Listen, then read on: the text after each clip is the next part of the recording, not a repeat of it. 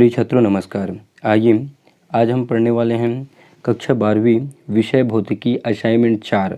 दिसंबर का असाइनमेंट है, ये आ चुका है और इसका आंसर आज हम आपको प्रोवाइड कराने वाले हैं। इसका आंसर बताने के पीछे हम इसका बिल्कुल भी व्यावसायिक उपयोग नहीं कर रहे हैं। हम उन बच्चों का सहयोग कर रहे हैं जो ऑनलाइन क्लास अटेंड नहीं कर पाते हैं या जो कोचिंग भी नहीं कर पाते हैं, जिन्हें कोचिंग की सुविधा नहीं दी जाती है, उन बच्चों का हम सहयोग कर रहे हैं। हम इसका बिल्कुल भी व्यावसायिक उपयोग नहीं कर रहे हैं।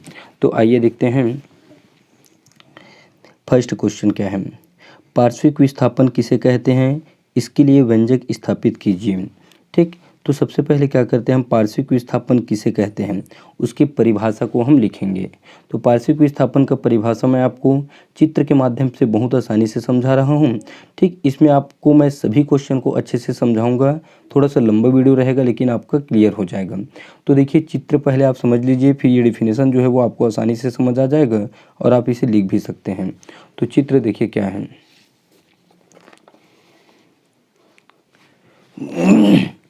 यहाँ पे ABCD एक कांच का गुटका है।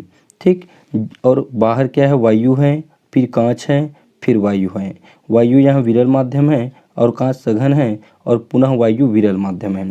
तो एक प्रकाश किरण PQ है जो वायु से कांच में प्रवेश करती है और अभिलंब की ओर क्या होती है, QR दिशा में झुक जाती है। ठीक, अब यहाँ पे दूसरा अभिलंब M' और N' है। अब पुनः कांच से वायु में प्रवेश करेगा प्रकाश किरण।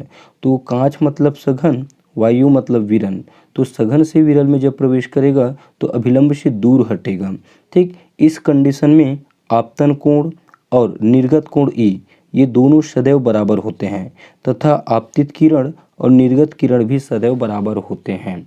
ठीक, अब यदि हम इस आपतित किरण P और Q को सीधा ले जाना चाहें, वास्तव में ऐसा सीधा जाना चाहता था। ठीक, तो ये जो हमारा सीधा जाने वाला था आपतित किरण और ये जो हमारा निर्गत किरण है, इन दोनों के बीच की दूरी, मतलब ये एक लंब बनेगा, इन दोनों के बीच की दूरी को ही कहते हैं हम पार्श्विक विस्थापन। ठीक, अब देखिए डेफिनेशन सेम टू सेम आपको ऐसा ही मिलेगा। जब कोई प्रकाश किरण समांतर फलक वाले माध्यम में अपवर्तित होती है तो निर्गत किरण सदैव आपतित किरण के समांतर होती है। इस स्थिति में आपतित किरण सदैव निर्गत किरण के बीच की लंबवत दूरी को प्रकाश किरण का पार्श्विक विस्थापन कहते हैं। ठीक, तो आपतित किरण और निर्गत किरण सदैव बराबर होते हैं तो आपतन कोण और निर्गत कोण भी बराबर होंगे। तो आपतित किरण और निर्गत किरण के बीच की लंबवत दूरी को ही हम कहते हैं पार्श्विक विस्थापन। अब इसका व्यंजक परिभाषा लिख लिए होंगे। तो इसका व्यंजक देखने से पहले हम थोड़ा सा इस चित्र के बारे में वर्णन कर लेते हैं। तो देखिए वर्णन क्या है।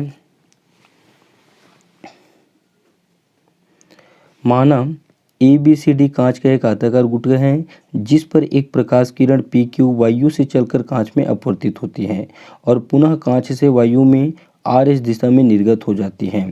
तब यहाँ पे PQ क्या है, आपतित किरण है, और QR क्या है, अपवर्तित किरण है, और लास्ट में जो RS है, ठीक, ये R और ये S, इसको क्या कहेंगे हम, ये है निर्गत किरण। ठीक, I को आपतन कोण कहेंगे और R को अपवर्तन कोण कहेंगे और E को निर्गत कोण कहेंगे। तो ये सभी चीज़ें मैं यहाँ पे लिख दिया हूँ, आप इसको ऐसा ही सेम टू सेम लिख सकते हैं। ठीक, अब ये हुआ इसका वर्णन। अब देखते हैं हम इसके व्यंजक को। तो व्यंजक के लिए चलिए देखते हैं अब इसके व्यंजक।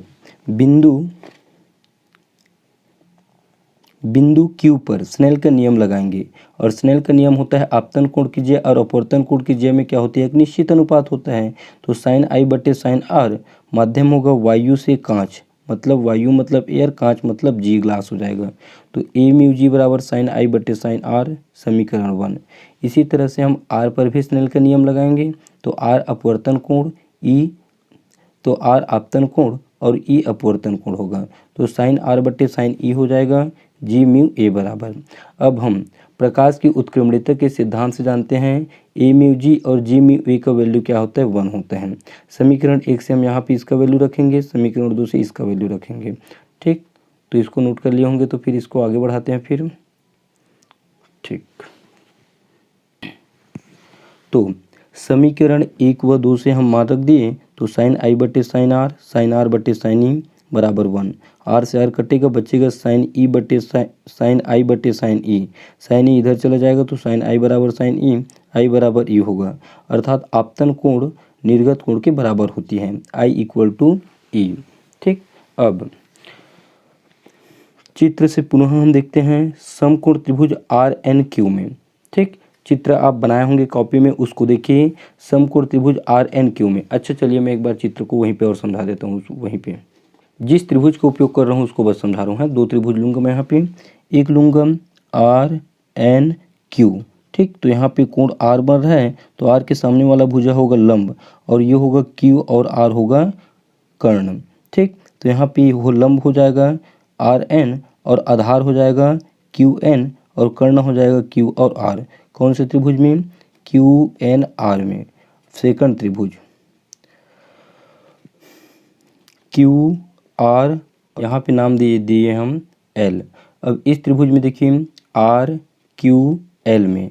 ठीक, ये कोण है तो इसके सामने वाला भुज लंब होगा अर्थात डी को हम लंब बोलेंगे और कर्ण होगा क्यू और आर। ठीक, क्यू आर दोनों त्रिभुज के लिए कर्ण होगा और कोण क्या बनेगा यहाँ पे? ये आई है, टोटल यहाँ से यहाँ तक क्या होगा? आई, लेकिन ये आर है तो हमको इस कोण का वैल्यू चाहिए। ठीक, तो ये आर को हम क्या करेंगे? आई से माइनस करेंगे तो ये छोटा वाला कोण हो जाएगा आई माइनस आर। ठीक, तो चित्र समझ आ गया आपको। ठीक, इसका एक वीडियो भी बना हुआ है जो हमारे चैनल पर है, पार्श्विक विस्थापन। यदि यहाँ पे आपको डिटेल से समझ नहीं आएगा तो आप उस वीडियो को देख सकते हैं, उसमें आपको बोर्ड में बताया गया है, वे आपको बहुत आसानी से समझ आ जाएगा। तो चलिए देखते हैं, हम इसको आगे बढ़ाते हैं। समकोण त्रिभुज आर एन क्यू में कॉस आर बराबर आधार बटे कर्ण। आधार होगा वहाँ पे क्यू एन, कर्ण होगा क्यू आर। ठीक, क्यू आर हम क्या करते हैं? क्यू एन का वैल्यू, गुटके की मोटाई टी है तो क्यू एन की जगह रखेंगे हम टी। ठीक, अब क्यू आर को कॉस आर की जगह लाएंगे, कॉस आर को क्यू आर की जगह, तो क्यू आर इक्वल टू मिलेगा हमको टी अपॉन कॉस आर। इसको समीकरण देंगे। इसी प्रकार पुनः त्रिभुज क्यू एल आर में, ठीक, sine I minus R equal to होगा लंब बटे कर्ण। लंब मतलब आर एल और कर्ण मतलब क्यू और आर। आर एल क्या है वहाँ पे? आर एल है वहाँ पे पार्श्विक विस्थापन डी और क्यू आर होगा वहाँ पे कर्ण। ठीक, तब हम क्या करते हैं? समीकरण 3 से क्यू आर का वैल्यू, थोड़ा सा इसको सिंप्लीफाई कर लेते हैं। आर एल का वैल्यू रख दिए डी और ये क्यू आर अभी रहने दिए हैं। अब तिर्यक गुणा करते हैं क्यू आर को, तो क्यू आर का साइन से गुणा होगा तो Q R sine I minus R equal to D हो जाएगा। समीकरण 3 से क्यू आर का वैल्यू हम यहाँ पे रखेंगे तो डी इक्वल टू होगा टी, क्यू आर की जगह रखेंगे T upon cos R sine I minus R. ठीक, अब आई और आर का जो कोण है वो बहुत ही कम है। ठीक, समीकरण 3 से क्यू आर का वैल्यू हम रखेंगे टी अपॉन कॉस आर, तो क्यू आर की जगह रखेंगे T upon cos R sine I minus R. अब आई व आर का जो वैल्यू है, कोण है, वो अत्यंत कम है, मतलब बहुत ही छोटा है।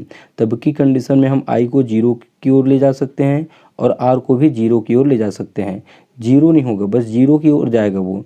तब की कंडीशन में साइन आई माइनस आर को हम आई माइनस आर लेते हैं और कॉस आर अर्थात आर इक्वल टू 0 की ओर जाएगा कॉस, तो उसका वैल्यू हो जाता है 1। ठीक, लेकिन साइन जब 0 की ओर जाता है तो इसके थीटा में जो रहता है वही उसका वैल्यू होता है। तो साइन आई माइनस आर अर्थात यहाँ पे हम आई माइनस आर रखेंगे और कॉस आर की जगह क्या होगा? 1 हो जाएगा। ठीक, यहाँ पे कॉस आर की जगह हम रख देंगे 1, तो ये हो जाएगा 1।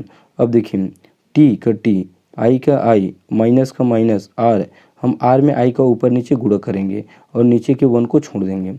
ठीक, इतना नोट कर लीजिए, फिर आगे देखें। ठीक, फिर हम वहाँ पे क्या किए थे? आई का ऊपर नीचे गुणा किए थे, तो ऊपर से आई कॉमन निकालेंगे तो टी आई होगा और ये होगा 1 आर बाई आई बचेगा। ठीक, अब म्यू इक्वल टू होता है आई अपॉन आर, तो यहाँ पे आर अपॉन आई है तो म्यू को भी पलट देंगे हम, तो ये क्या हो जाएगा? इस तरह से हो जाएगा आई अपॉन आर। ठीक, तो 1 बाई म्यू और ये होगा आर अपॉन आई हो जाएगा। ठीक, तो आर अपॉन आई की जगह रखेंगे 1 अपॉन व्यू और यही अभिष्ट व्यंजक है पार्श्विक विस्थापन के लिए। तो आप यहाँ तक इसको हल करेंगे, आप बिल्कुल ऐसा ही बनाएंगे पेपर में भी। ठीक, नेक्स्ट क्वेश्चन है हमारा ब नंबर का। पूर्ण आंतरिक परावर्तन को परिभाषित कीजिए तथा क्रांतिक कोण और सघन माध्यम के अपवर्तनांक में संबंध स्थापित कीजिए।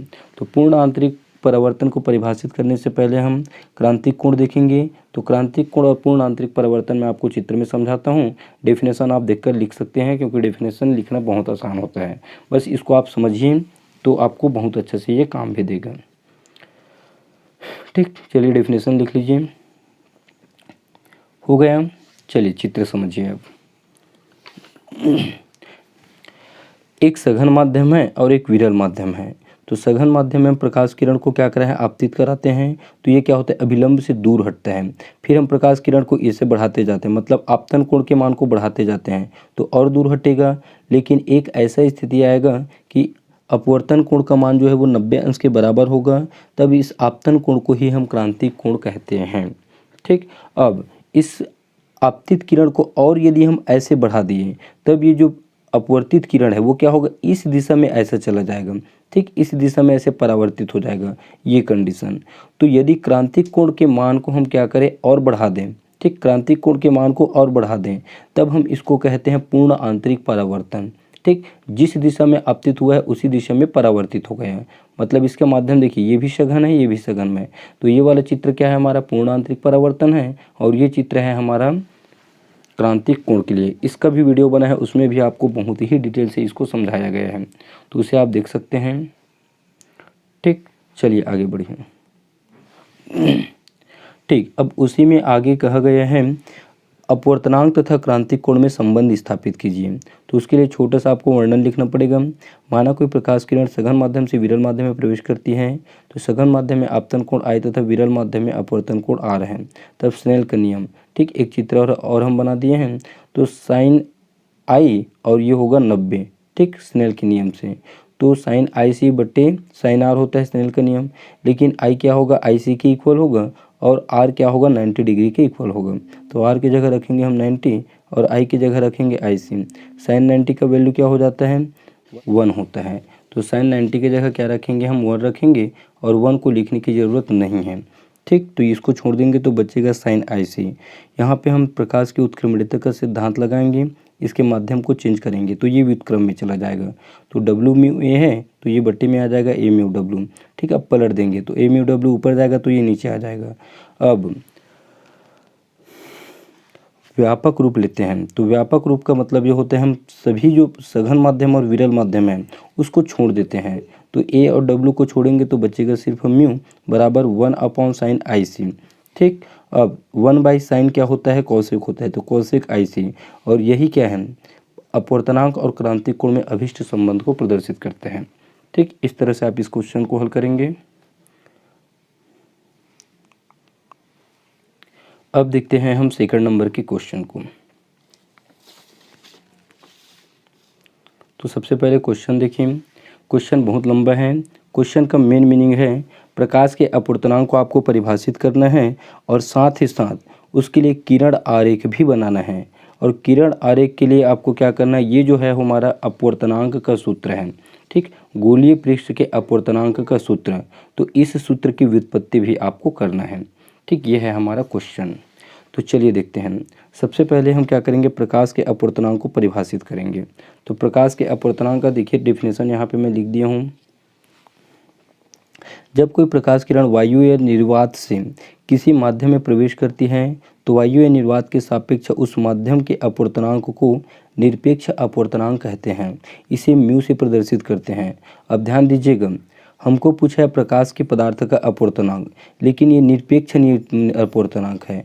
तो निरपेक्ष अपवर्तनांक को ही हम कहते हैं अपवर्तनांक भी कहते हैं। इस बात को आप याद रखेंगे, निरपेक्ष अपवर्तनांक को केवल अपवर्तनांक भी कहते हैं हम।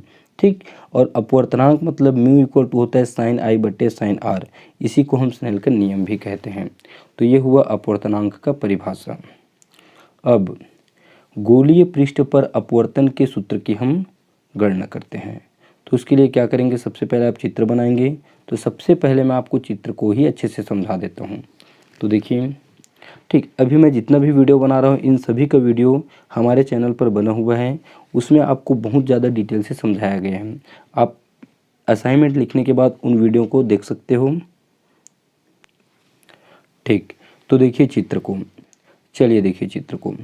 XPY क्या है, एक उत्तल दर्पण है जिसका केंद्र O है और P क्या है, इसका ध्रुव है। मुख्य अक्ष पर एक बिंदु आकार की वस्तु O रखी है। O से एक किरण जो C की दिशा में आपतित होती है और बिना विचलन के सीधे निकल जाती है। ठीक, वक्रता केंद्र C की दिशा में आपतित होती है और बिना विचलन के सीधे निकल जाती है। O से चलने वाली दूसरी किरण O और A, ठीक, विरल से सघन में प्रवेश करते हुए अभिलंब की ओर झुकते हुए, ठीक, AI दिशा में चली जाती हैं। दोनों किरणें, ठीक, दोनों किरणें एक दूसरे को I पर मिलती हैं, अतः वस्तु O का वास्तविक प्रतिबिंब I होगा। ठीक, यहाँ पे N1 विरल माध्यम है, N2 सघन माध्यम है, N और C क्या है, यहाँ पे अभिलंब है। ठीक, अब ये जो हमारा यहाँ पे कोण बना है अल्फा, ये थीटा और ये है बीटा। वस्तु की दूरी को हम U से दर्शाते हैं। वक्रता केंद्र से ध्रुव के बीच की दूरी मतलब वक्रता त्रिज्या R और ध्रुव से प्रतिबिंब की दूरी मतलब होता है V। ठीक, ये हुआ इस चित्र के बारे में। तो वर्णन मैं आपको दिखा देता हूँ, वर्णन आप लिख लीजिएगा।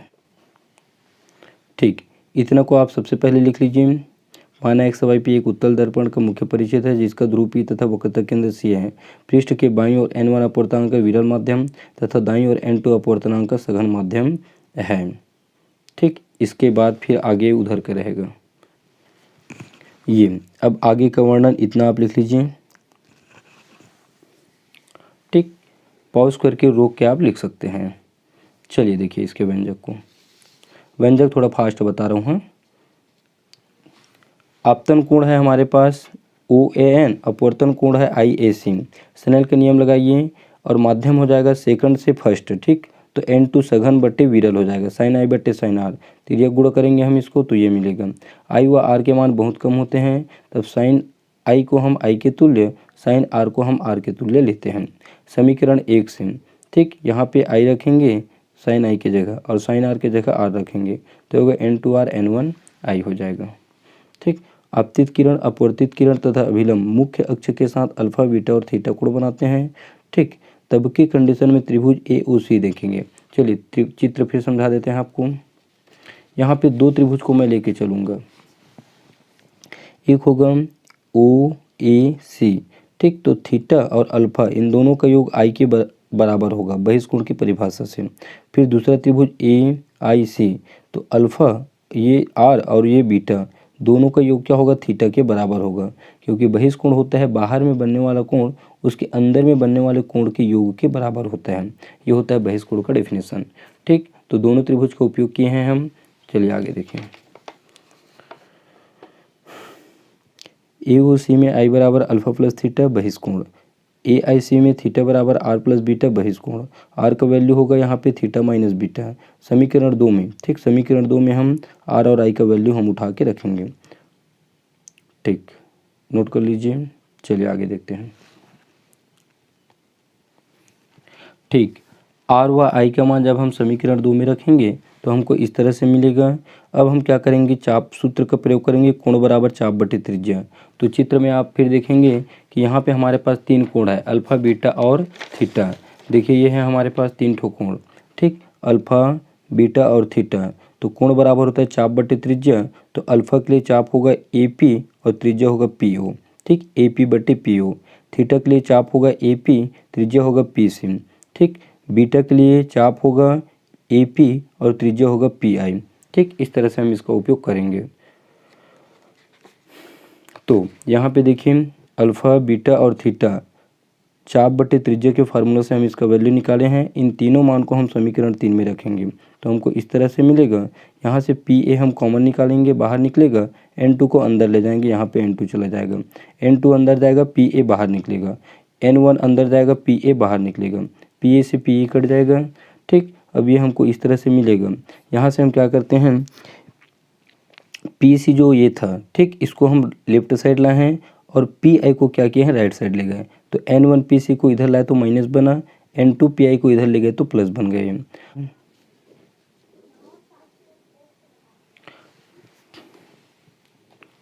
ठीक, देख लीजिए। अब चिन्ह परिपाटी का उपयोग करेंगे हम। तो चिन्ह परिपाटी हो जाएगा PO वस्तु की दूरी है माइनस होगा, PI प्रतिबिंब है प्लस होगा, पीसी वक्रता त्रिज्या है ये भी प्लस होगा। तीनों मान को यहाँ पे रखेंगे तो हमें इस तरह से मिलेगा, माइनस वाले को बाद में और प्लस वाले को पहले लिखेंगे। और यही क्या है, गोलीय पृष्ठ के अपवर्तन सूत्र हैं। ठीक, गोलीय पृष्ठ पूछा जाएगा, आप किसी भी दर्पण का बता सकते हो।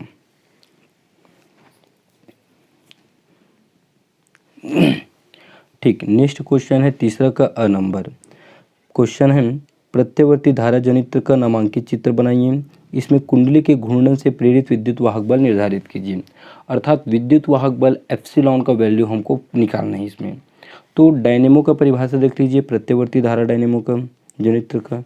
जो डायनेमो यांत्रिक ऊर्जा को प्रत्यवर्ती धारा में परिवर्तित करता है उसे प्रत्यवर्ती धारा डायनेमो या जनरेटर कहते हैं। यह विद्युत चुंबकीय प्रेरण के सिद्धांत पर आधारित है। ठीक, हमको बोला है इसका नामांकित चित्र। तो नामांकित चित्र देखिए मैं पहले से बनाया था कॉपी में, इसको आप बगल में बनाएंगे। ठीक, यहाँ पे बनाएंगे आप नामांकित चित्र। चलिए दिखा रहा हूँ मैं आपको, ये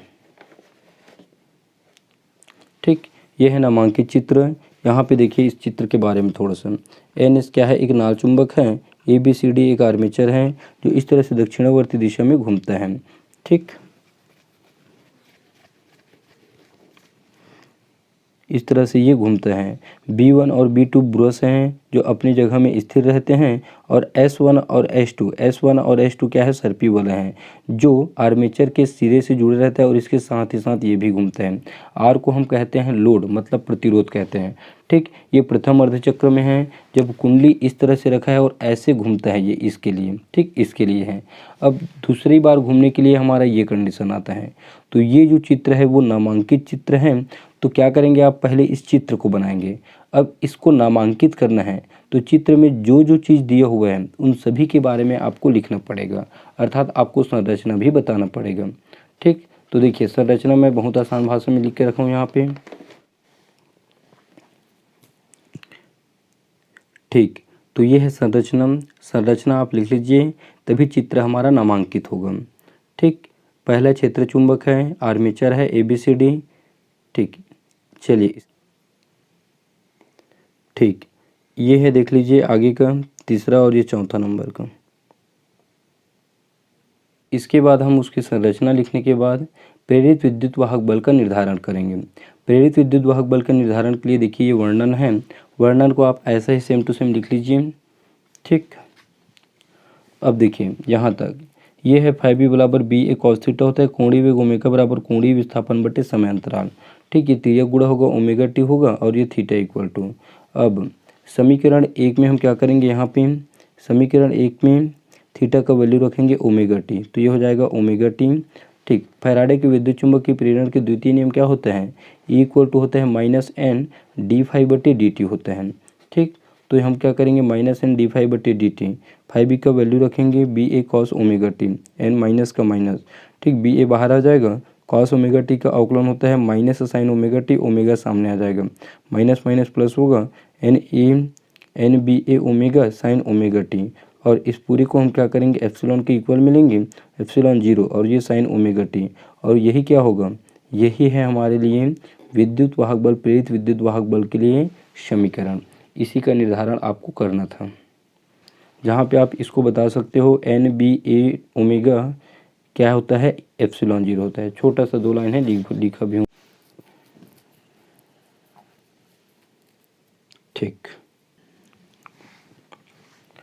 ठीक, अब उसके बाद उसी में है तीसरा का ब नंबर, सुमेलित कीजिए करके। खंड A दिया है और खंड B दिया है, आपको इसमें सही आंसर लिखना है। अनुनादी आवृत्ति, तो अनुनादी आवृत्ति का फार्मूला होता है 1/√L/C। ठीक, ये होगा फर्स्ट का आंसर। गुणवत्ता गुणांक, ठीक, इसका फार्मूला होता है, गुणवत्ता गुणांक का फार्मूला होता है ω0L/R, तो सेकंड में आएगा आपका D नंबर का। और थर्ड होता है प्रत्यवर्ती धारा I0 sin omega T, third में होगा A। और प्रतिबाधा में होगा R² XL - XC²। यहाँ पे लिख दिया हूँ मैं खंड A और ये इसको उत्तर करके। ठीक, फिर चौथा नंबर का देखिए, चौथा नंबर थ्योरी है, इसको पढ़ लीजिए क्योंकि वीडियो की लंबाई कुछ ज़्यादा ही अधिक हो रहा है। नोट कर लीजिए इसको, कुछ दिक्कत होता है आप मुझे कमेंट करके ज़रूर पूछ सकते हैं, मैं उसका रिप्लाई आपको ज़रूर दूंगा। ठीक, उसी का स नंबर है एक्स किरणों के कोई दो उपयोग।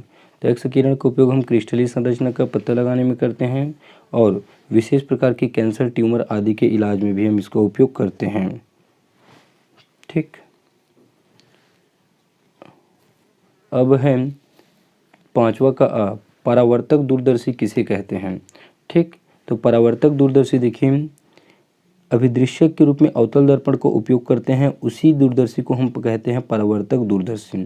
ठीक, तो ये हैं इसके दो लाभ। इस दूरदर्शी में वर्ण विवर्तन एवं गोलीय विवर्तन नहीं होते हैं।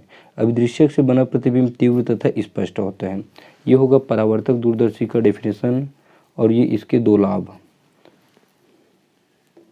अब है इसका ब नंबर का प्रश्न, किसी ट्रांसफार्मर में ऊर्जा हानि को समझाइए।